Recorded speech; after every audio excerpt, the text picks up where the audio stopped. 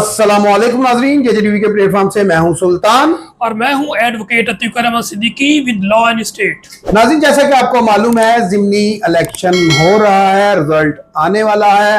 आखिर क्या होने जा रहा है सियालकोट की हदूद में, PP 52 में आखिर बाजी कौन मारेगा?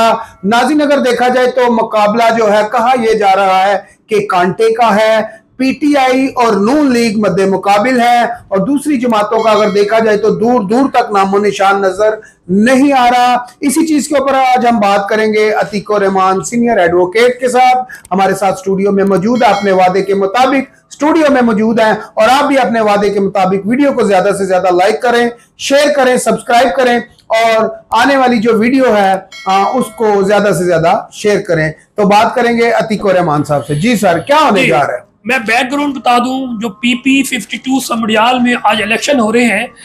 8 फरवरी 2024 को भी इलेक्शन हुए थे, जिसमें ये जो पाकिस्तान तहरीक इंसाफ के कैंडिडेट हैं फ़ाखर निशात गुम्मन और ये जो इस वक्त पाकिस्तान मुस्लिम लीग नून की जो कैंडिडेट है हिना अरशद, उनके वालिद साहब थे अरशद वड़ाई साहब, उन्होंने भी वो भी इलेक्शन हारे थे, लेकिन फॉर्म 47 के जरिए उनको जिताया गया था।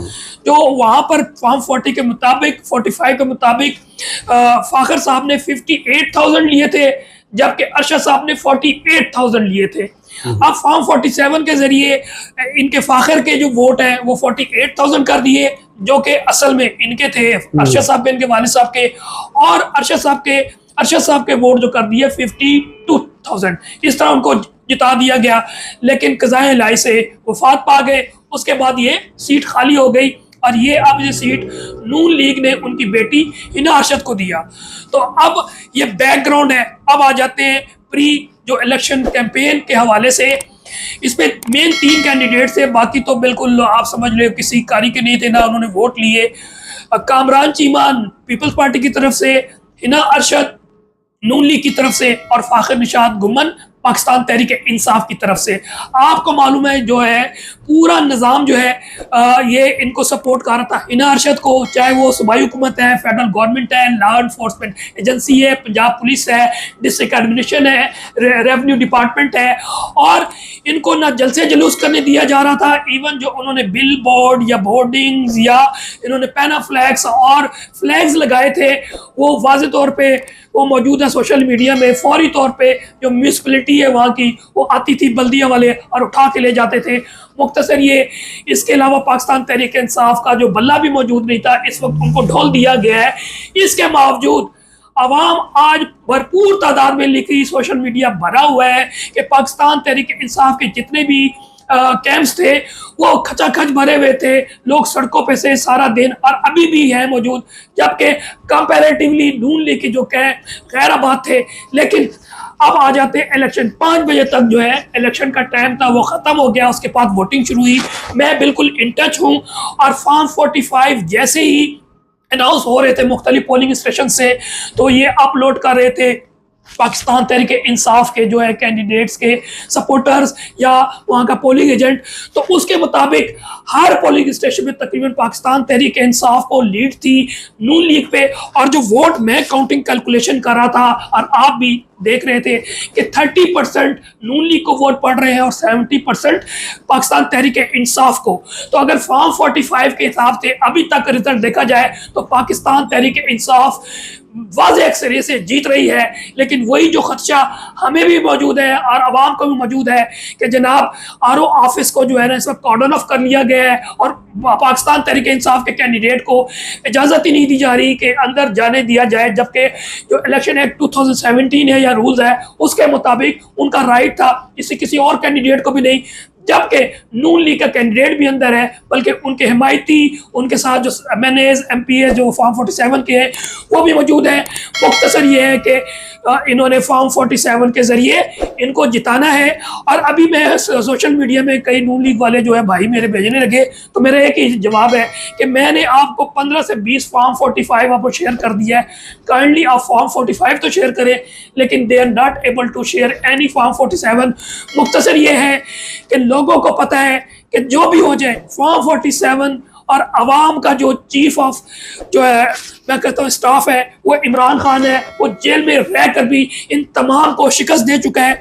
मैं चंद पोस्टें पढ़ूंगा जो ट्वीट पे मैंने देखा है, वो मैं पढ़ता जाऊंगा जो डेवलपमेंट्स हुई, उसके बाद मैं इजाजत चाहूंगा बाकी आपकी। सियालकोट इलेक्शन, तहरीक इंसाफ भारी अक्सरियत से जीत रही है। नामालूम अफराद मुख्तलिफ पोलिंग स्टेशन पर पहुंचना शुरू हो चुके हैं। मकामी लोग डट कर मुकाबला करें, अपने वोट की हिफाजत करें। एक और दोस्त ने लिखा है, अल्हम्दुलिल्लाह अवाम का फैसला, कैदी नंबर 804 बाकी और तुझे अपनी फनकारी और फ्रॉड जारी रखो। रिजल्ट आपका मुकद्दर, जिल्लत आपका मुकद्दर बन चुकी है। सबको मालूम है उन्होंने पीटीआई को जीतने नहीं देना, लेकिन समड़ियाल की आवाम की मुजावत काबिल सताइश है। आरओ ऑफिस को नो गो एरिया बना दिया गया है। नून लीग के एमएनएस और एमपीएस को पुलिस वैन में आरओ के दफ्तर ले जाया जा रहा है, जबकि हम पर तशद्दुद किया जा रहा है। ये कहना है आलिया हमजा का। जी तो नाज़रीन, आलिया हमजा साहब की बात की जा रही है। तो आलिया हमजा साहबा जो थी, उनने आज सुबह ही एक वीडियो पैगाम उनका जारी हुआ। एक यूट्यूब पर है हमारे, और नया पाकिस्तान के हवाले से वो अपना यूट्यूब चैनल चलाते हैं। तो उन पे एक उनका इंटरव्यू आया। तो आलिया हमजा साहबा ने कहा जी कि अगर कोई धांधली हुई या फॉर्म 45 बदलाया गया तो मैं कल सुबह ही इसका स्टे लूंगी और अदालत में चली जाऊंगी। नाज़रीन, जो पीटीआई है, पीटीआई को पहले इसके हवाले से जैसे अतीक रहमान साहब की आपने बात सुनी है, तो मैं उसी को आगे बढ़ाऊंगा कि इन लोगों को, पीटीआई के लोगों को पहले से मालूम है कि हम लोग हारेंगे, जीतेंगे नहीं। गो के कह लें कि जो वोटों की तादाद है वो कहते हैं उससे हम जीते हुए हैं, लेकिन फॉर्म 45 के जब रिजल्ट आएंगे तो हम लोग हार जाएंगे। मैं करेक्शन कर दूं, जी जी, हम ये बात कहें कि हम जीतेंगे लेकिन हमें हरवाया जाएगा। हम जीते हुए हैं, हमें हरवाया जाएगा, ऐसा कहना है तीको रहमान साहब का, और इनका नहीं, तकरीबन पूरी पीटीआई का यही कहना है। और नाज़रीन, जैसा कि आपको मालूम है, मुझे भी मालूम है, पॉपुलैरिटी की बात की जाए तो वो उनकी है, ये हम इसको डिनाई नहीं करते, ना इस बात से हम भागेंगे। बात यहाँ पर ये है कि नून लीग ये कहती है कि जितने काम मरियम नवाज, ये आज सुबह की खबर मैं आपको बता रहा हूँ नून लीग की, कि जितने मंसूबे में थोड़ा सा जोड़ना चाह रहा था इनको इमरान खान साहब के केसों के साथ, कि जितने इमरान खान साहब के केसेस हैं ना 200 से जायद हैं। अब नून लीग कहती है उससे ज्यादा तो हमने मंसूबे लगा दिए पूरे पाकिस्तान में, अब हमें कौन हरा सकता है, तो हम बताएंगे पीटीआई को। अगर इस टाइम अगर सोशल मीडिया पे आप देखते हैं कि जो नून लीग के जो टाइगर है वो कह रहे हैं कि हम जीत चुके हैं, जो पीटीआई के टाइगर है वो कहते हैं हम जीत चुके हैं, तो नाज़रीन रिजल्ट आएगा तो पीटीआई का पहले से ही ये कहना है कि हमें हरवाया जाएगा, हम जीते हुए लोग हैं। तो आने वाले दिनों में क्या होगा, इस रिजल्ट के बाद क्या होगा, नाज़रीन इस टाइम का जो वक्त है वो तकरीबन हो चुके हैं 9:21। हमें नहीं मालूम ये वीडियो कब आप देखेंगे। अतीक रहमान साहब की बात सुनने के बाद प्रोग्राम से इजाजत चाहेंगी।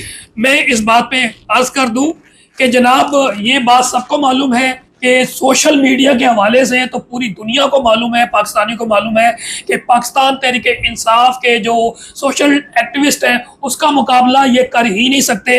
तो इस वक्त आप बेशक ट्विटर देख लें, इंस्टा देख लें, आप फेसबुक देख लें, दूसरे गैजेट्स देख लें, तो इस वक्त सारा इन्फ्लक्स जो है वो पाकिस्तान तहरीक इंसाफ के वर्कर्स का है, वीडियोस है, फॉर्म 45 है। नून लीग कहीं नजर नहीं आई सिवाय ये बताने का कि जनाब हम जीत रहे हैं, या फिर आप जो आप लगा मैं एक सवाल आपसे करता हूँ, एक सवाल मेरा आपसे है और टाइम शॉर्ट है।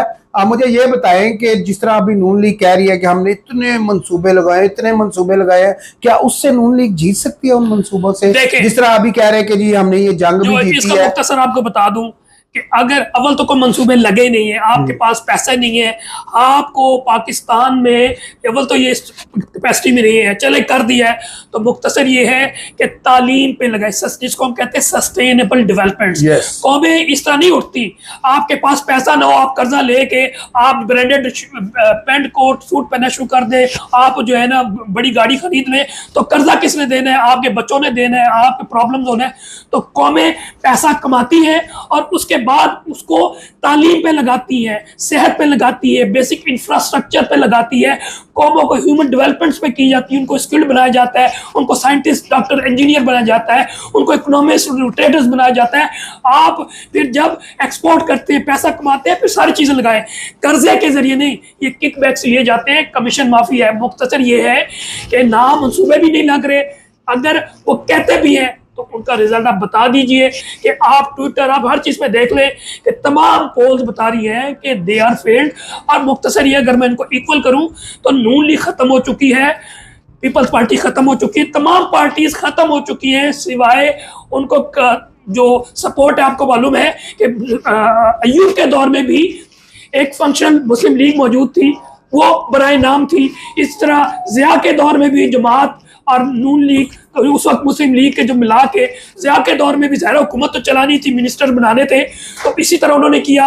इसी तरह मुशर्रफ के दौर में काफ लीग बनाई गई, उनका कोई मैंडेट नहीं था, लेकिन मुशर्रफ ने बनाया हुआ था। इसी तरह आज जो है 2022 से पाकिस्तान में हाइब्रिड रजीम है और इनको आगे किया हुआ है, they are mouth piece, they are touts and agents of those people who are control Pakistan. उनका कोई मैंडेट नहीं है, अवाम समझ चुकी है, उनसे नफरत करती है from the core of heart. तो मैं आखिर में यही कहूंगा कि अवाम अपनी स्ट्रगल जारी रखे, सख्त वक्त है।